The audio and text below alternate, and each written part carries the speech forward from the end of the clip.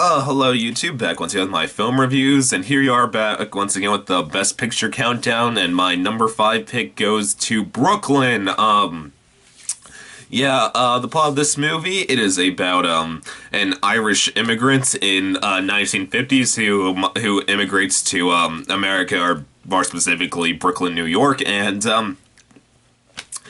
then she gets there, and she basically just the rest of the movie is just her just making a life for herself in America, and that's about it. That's about the movie. So let's get into the good and bad of this movie. The good. The best thing about this movie is hands down the lead performance of Saoirse Ronan. That is how you pronounce her name, Saoirse Ronan. I'm just glad that this movie finally put her on the map because this is an actress I've always been rooting for. Like, this is one of my favorite up-and-comers, like, cause, like, even though she does a lot of dopey stuff, like, you ever saw movies like The Grand Budapest Hotel or, Hannah, she's great in those movies. I'm glad this movie really put her on the map, because, she deserves it. She's just phenomenal in this film. She's just so charming, she's just so likable, and honestly, if it wasn't for Brie Larson in Room this year, I would say she definitely would deserve Best Actress. But Saoirse Ronan was hands down for me the best part of this movie. Also, though, there was some great supporting work from Emery Cohen, Domhnall Gleeson, Julie Walters, and Jim Broadbent. All to give a really good performance, all very likable, and just gave really good performances. Also, though, I gotta say, this is simply just a gorgeous movie from beginning to end. Just everything from the cinematography to the colors to just the outfits people are wearing. This is just one of those visually pleasing films I've ever seen. It just looks so nice to the eye. Just, it's so easy on it. I honestly think this director may have been slightly, like, inspired by Wes Anderson, just decided to make a more realistic, toned-down version of his look, because this movie is just so colorful from beginning to end. Like, every shot was just so nice and pretty to look at, and, this movie, the production design, the cinematography was all fantastic, all looked great. This movie did one of my favorite things. This is why I really do love this movie. This movie essentially, it made a movie about nothing. Like I said, the whole main plot of this movie is just this immigrant living her day-to-day life in Brooklyn.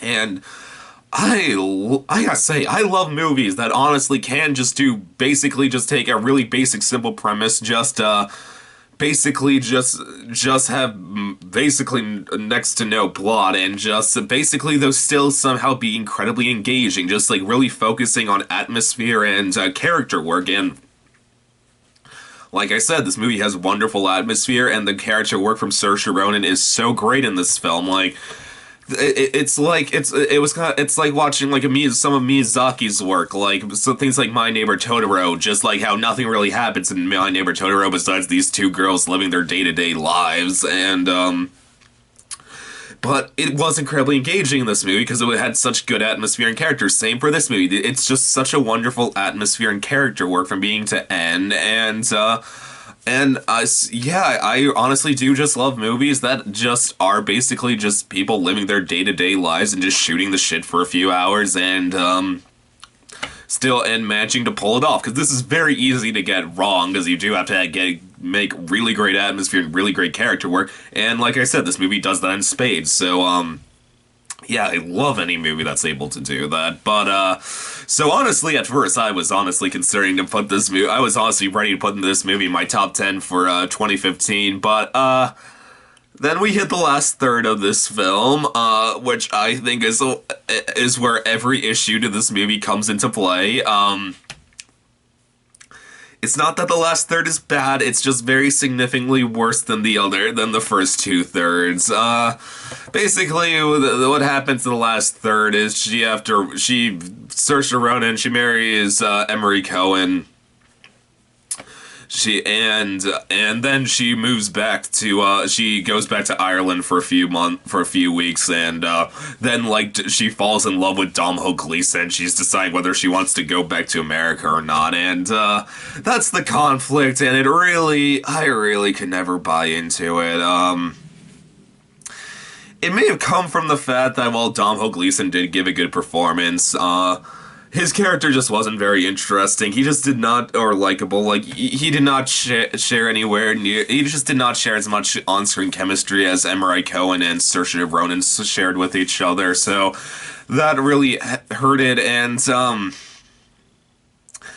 that, and it may have also just come down from the fact that just like Saoirse Ronan had already married like Emery Cohen. Like if this movie ended with her going back to America and then the two marrying each other, I've been like, okay, I may have honestly thought, is she gonna go back to Is she gonna go back to America or stay in Ireland? I don't know. It's the fact that they're already married. There was not a single moment. I was like, this ends with her just going back to America. How else would this end? And that's exactly how it ends. It ends with her going back to America, and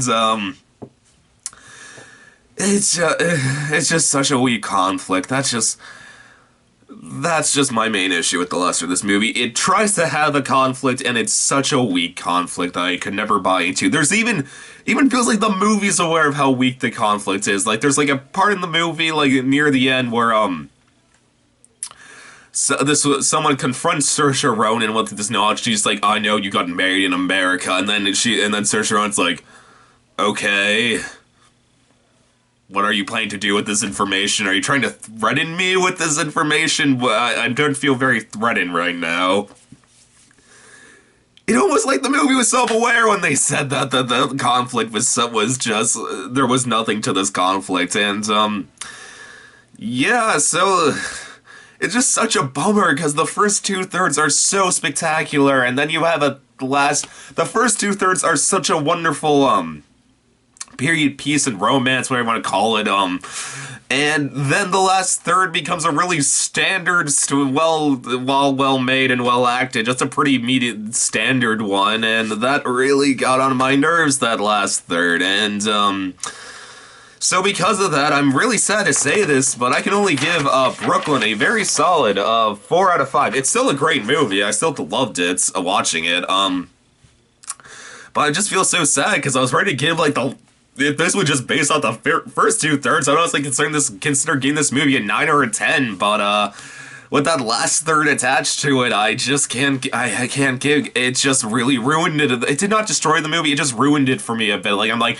I was like, wow, this is a movie that's either perfect or near perfect the first 2/3, then there was the last third, I was like, this movie's like decent, pretty good, I say, and yeah, so, yeah, but besides that, though, it's still a great watch. I still love this movie.